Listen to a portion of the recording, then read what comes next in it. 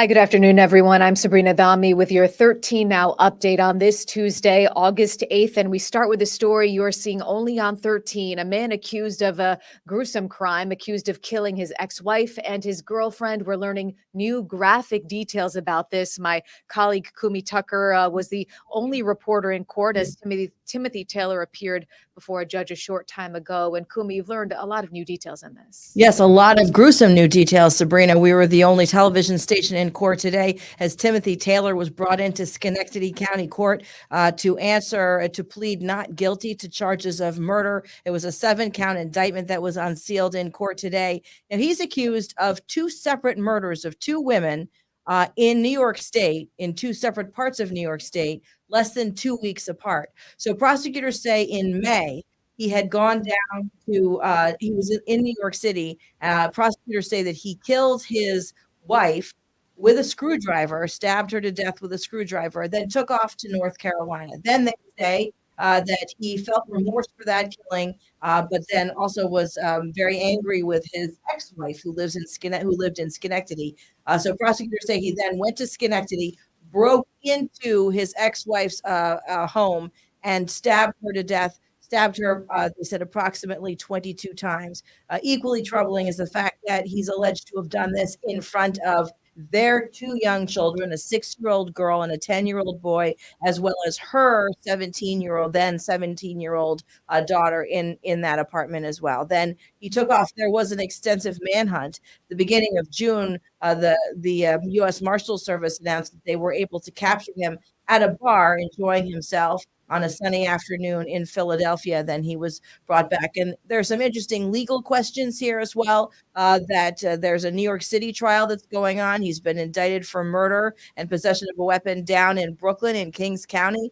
He's also now been arraigned on the charges of murder and other charges up here in Schenectady. So that process going forward might be a bit complicated. The prosecutor said really it goes along with what motions are filed and the court schedules. So they're really going to have to work in tandem now to prosecute this one man for these 2 crimes in 2 different parts of New York State. Did he have anything to say in court today, Kumi, Timothy Taylor? Well, he didn't really show much emotion. He was curious. It looked like he was looking around the courtroom a lot.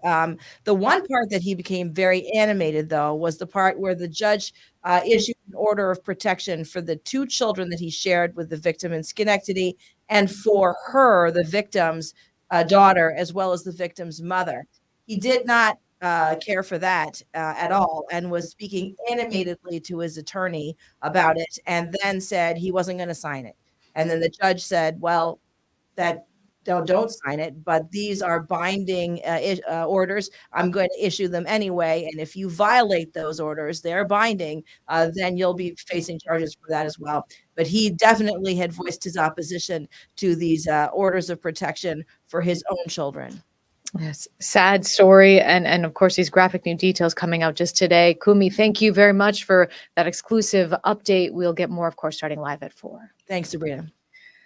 Another story we're following today, a fire in Lake George, a sad scene there as a man lost his beloved dog. Take a look at this fire scene today. This is early this morning in Lake George. This is Mill Road. It's a property right behind the Lynn Air Motel.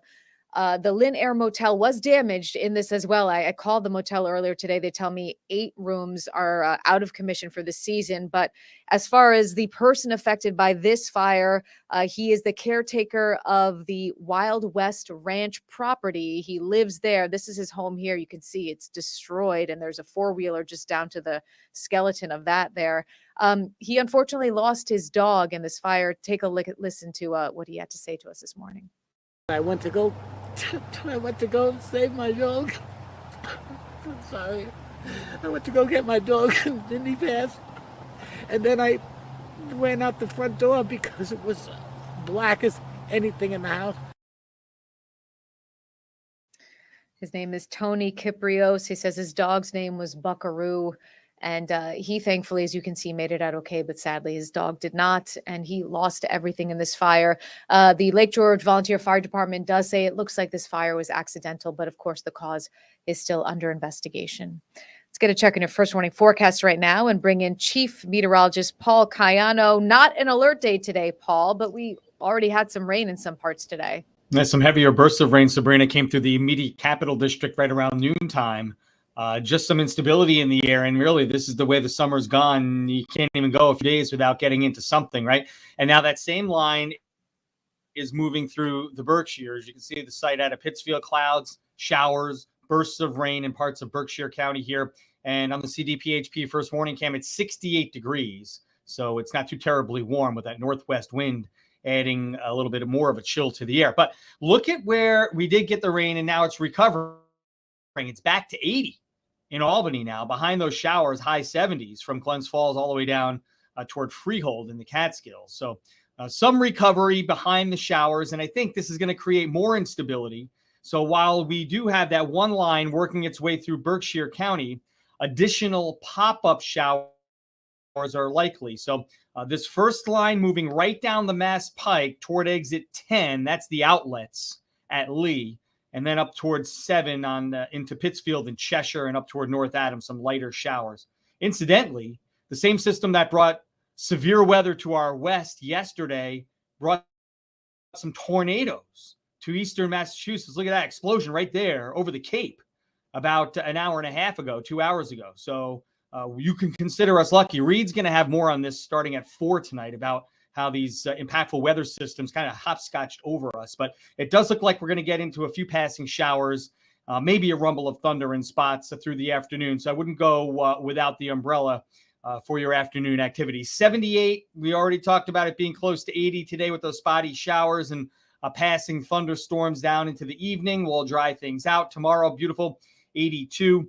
And more showers and possible thunderstorms on Thursday before we start off the weekend on a good note Friday into Saturday, highs in the lower 80s, Sabrina. All right, Paul, it looks like that Saturday weather has improved since we spoke yesterday. Hopefully that continues in that trend. But thank you very much. We'll get the latest from you starting live at 4 as well. All right, we'll see you then.